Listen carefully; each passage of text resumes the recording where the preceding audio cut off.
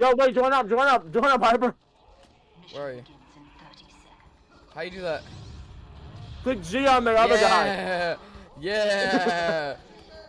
Oh yeah, this is TF2, baby. You're not gonna believe this. Or maybe you will, I don't care. But TF2 is turning 18 this October. That's crazy, like, this game can vote and stuff now. But it's kind of baffling to think that game made nearly 20 years ago is still alive and kicking to this day. I mean, other companies like Activision can barely keep a Call of Duty alive for more than a few years. So how does Valve even do it? Well, that's what we're gonna dive into.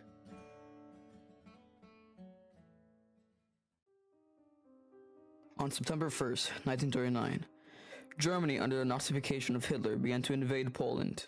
This attack would spiral into a continental war, then a worldwide war, with Germany and Japan being the main oppressors. Eventually, Germany surrendered after the death of their leader, and Japan too surrendered after atomic bombings caused by the US. Decades after the war, Gabe Newell was born in 1962.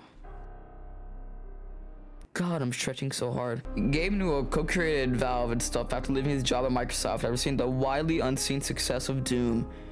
I mean, around this time, games on the computer was like unheard of, so like, seeing this explode was like, ooh, that's cool.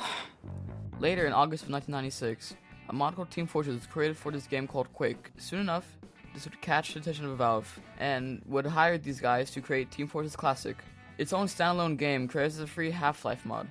The game didn't have the greatest graphics like the ones we have today, but it kept the core premise of having 9 different classes, 2 teams, a red team and a blue team, pitted against each other in a variety of game modes. While this was going on, in 1998, development for Team Fortress 2 to begin, working with Valve's very own Gold SRC engine, which is what Half-Life was made with. Team Fortress 2, or Team Fortress Brotherhood of Arms, but I'm not calling it that, was planned to be an extension for Half-Life, which was to have a more modern war feel. This game would be shown in an early state at E3 1999. However, in 2000, the game was delayed because of the switch to the modern engine, Source. Then, quite literally, there was no news for 6 fucking years. God, the cycle of Silksong, Delta, and GTA 6 is just a generational gene, apparently. Because if I was a Team Fortress fan, I had to wait 6 years just to hear a, yeah, we're working on it, I'd kill myself.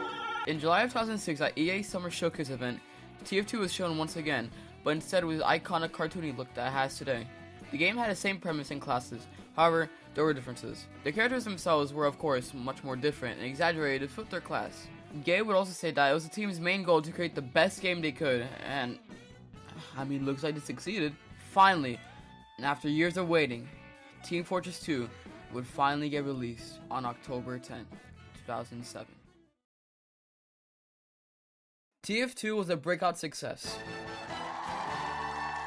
It would get continuous content updates with some big updates sprinkled throughout. Having a look at this graph of major updates I made, progress for the game isn't good. You get here, you get to that part, and you get to that part. Ooh. And then you get to 2017, and it just stops. On my graph here, you can see a cool dinosaur I drew. More importantly, the sudden stop of updates.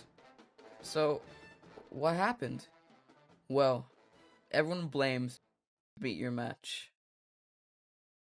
So, what even is this update? It basically served as an introduction to the official TF2 competitive mode, and after doing some research and looking at Reddit. To sum it up, Valve spent a bunch of time and effort into a casual and comp system, which already sucked ass, so when the update actually did come, it failed miserably. Along with the update, a little event was going on. Okay, not so little. It was called the Heavy vs. Pyro War. This is also claimed to be part of the stop of updates, as it was a vote to see who would get an updating rebalance, Heavy or Pyro. At the end of the event, it ended with Pyro coming out on top, catching 56% of votes. This, however, might have been the biggest mistake in all of gaming history. Almost the biggest mistake in gaming history. Pyro is not an easy character to balance. While yes, he can deal great damage, he has really bad range, making it a pretty bad class to play unless you're some uber sweat. Heavy, on the other hand, he's just a guy with a minigun, fairly easy to balance. Making one of the first character balances one of the hardest ones to balance really puts pressure, along with the community having no idea how to even balance him. So, how does 100 million to Black Lives Matter. So, how does Valve solve this dilemma? They buff pyro damage, yeah, it kinda sucks. With no way to please the community, Valve just kind of abandoning the game. Like, I think this is like, since that update, there's been like 0 people working on the game, and it has not been a great time.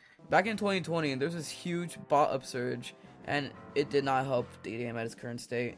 The only thing that would happen from this point on was the occasional bug fix and seasonal event. So, how did TF2 manage to stay alive?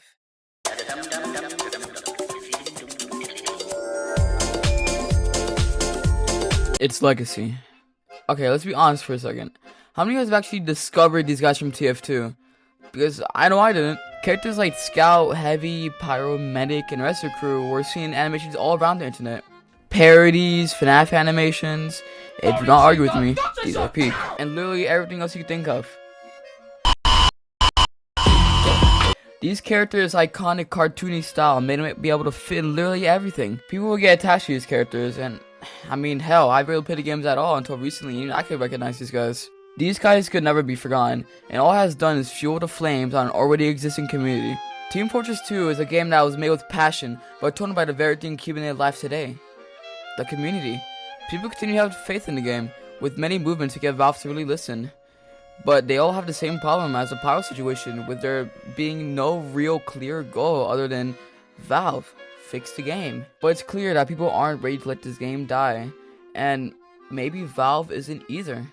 Back in December, Valve released the final TF2 comic, concluding the 7-issue story with a heartfelt ending, and later in February, did the biggest thing ever, releasing the TF2 SDK. This essentially means that people can make their own games completely based off of TF2 with all the assets and code they'll ever need.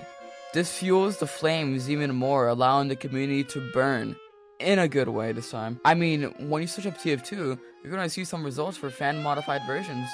When you give a game to the hands of your fans, it will be sure to last an eternity. So yeah, that's the end of that rant. Do you think Valve killed the game by not adding a battle pass system and think I should be crucified for not mentioning it?